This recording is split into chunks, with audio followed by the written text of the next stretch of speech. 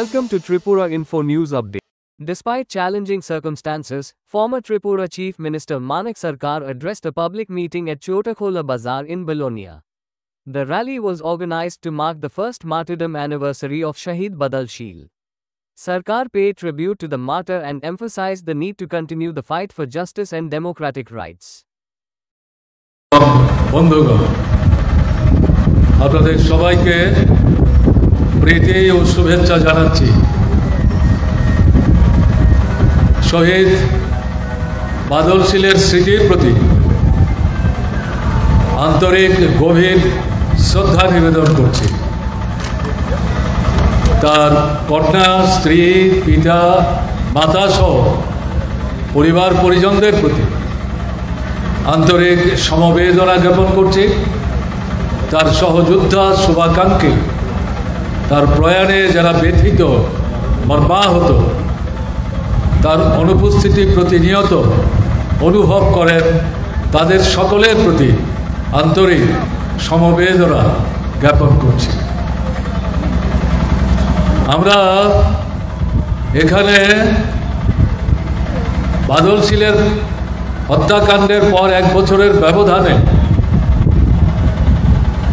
শহীদ দিবস প্রতিপালনের লক্ষ্যে মিলিত হয়েছে চোখের জল ফেলবার জন্য না, চোখের জলকে প্রতিবাদ এবং প্রতিরোধের বারুদে পরিণত করবার জন্য লড়াই এবং সংগ্রামের মধ্য দিয়ে মানুষের জীবনের মূল সমস্যা সমাধানের প্রশ্নে বাদল চৌধুরী যে লড়াই সংগঠিত করার চেষ্টা করতে গিয়ে শহীদের মৃত্যুবরণ করেছেন, সেই লড়াই লক্ষ্যে নিয়ে যাওয়ার প্রশ্নে শপথ গ্রহণ করার উদ্দেশ্যে। বাদল শীল বয়সের দিক থেকে খুব বয়স্ক ছিলেন, ঘটনাটা না। একজন যুবক কমরেড সুধন দাস বাদল শীল সম্পর্কে তার ছাত্র জীবন থেকে আরম্ভ করে মৃত্যুর দিন পর্যন্ত তার যে কার্যক্রম, সে সম্পর্কে আপনাদের সামনে তুলে ধরবার চেষ্টা করেছেন।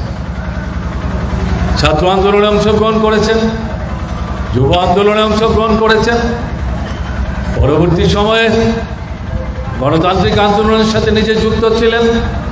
এক সময়ে গরিব পরিবারের সন্তান হিসাবে বামফ্রন্ট সরকারের সময় যে 10,330 জনকে চাকরি দিয়েছিল, তার মধ্যে অন্যতম হিসেবে বাদল শীল চাকরি পেয়েছিলেন। কোর্টের রায়ে, অগণতান্ত্রিক রায় আমি বলবো, অমানবিক রায় আমি বলবো, তার বিরুদ্ধে আমাদের লড়াই এখনও জারি আছে। সেই রায়ের পরিপ্রেক্ষিতে 10,323-এর মতো তাদের অন্যতম হিসাবে বাদল শীল চাকরি হারিয়েছিলেন। কিন্তু হতাশ হয়ে যায়, মাথা নত করেননি। এই এলাকাতে নূতন করে চাকরি থেকে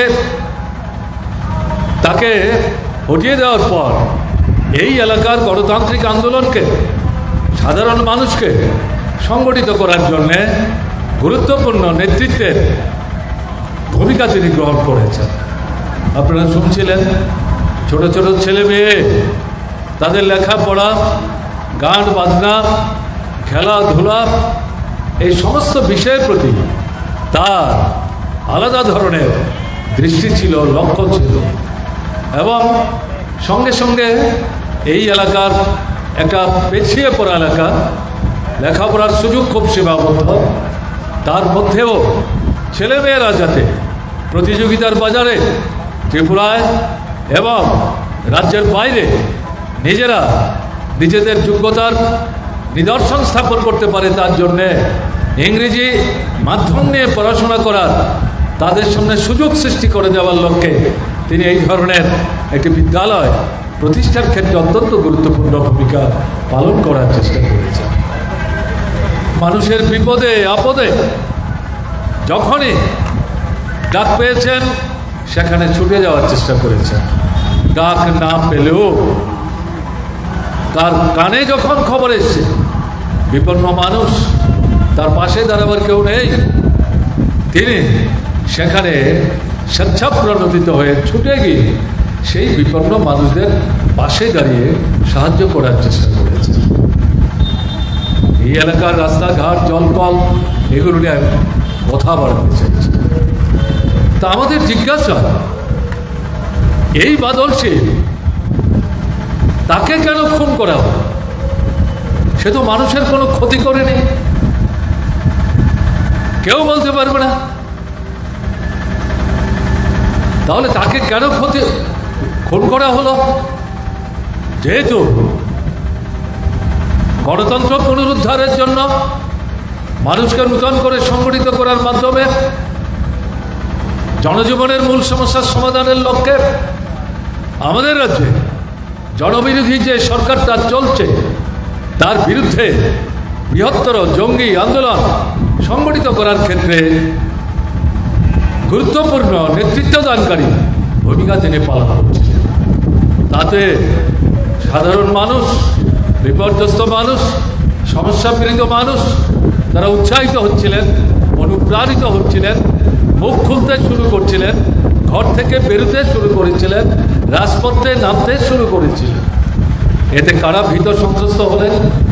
লুটেরা যারা, দুর্নীতির সাথে যারা যুক্ত, ভোট জালিয়াতি করে পঞ্চায়েত থেকে শুরু করে লোকসভা পর্যন্ত যারা জবরদখল করে রাখার চেষ্টা করে এবং এই ক্ষমতাকে অপব্যবহার করে মানুষের জীবনের মূল সমস্যার সমাধানের পরিবর্তে একটা লুটের রাজত্ব গোটা ত্রিপুরার বুকে কায়েম করে অল্প কিছু লোক তারা সমস্ত ভোগ করছে ভাগ বাটোয়ারা করে।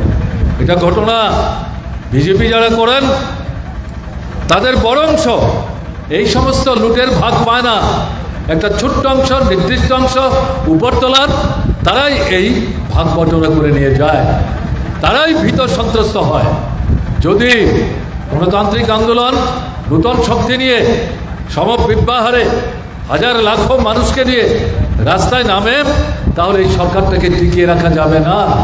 তাই এই সরকারটাকে ভিত্তি করে যারা লুটতরাজ চালাচ্ছে তারা ভীত সন্ত্রস্ত হয়ে তাদের দলের ছেলেদের বিভ্রান্ত করে নানাভাবে লোভ সৃষ্টি করে তাদেরকে ব্যবহার করে আমাদের এই গণতান্ত্রিক আন্দোলনের পার্টির সামনের সারের যারা নেতৃত্ব বাছাই করে লিস্টে হাতে নিয়ে তাদেরকে স্থানে স্থানে তারা খুন করার কর্মসূচি হাতে নিয়েছিল এবং তাদের মধ্যে অন্যতম ছিলেন কমরেড বাদল শীল।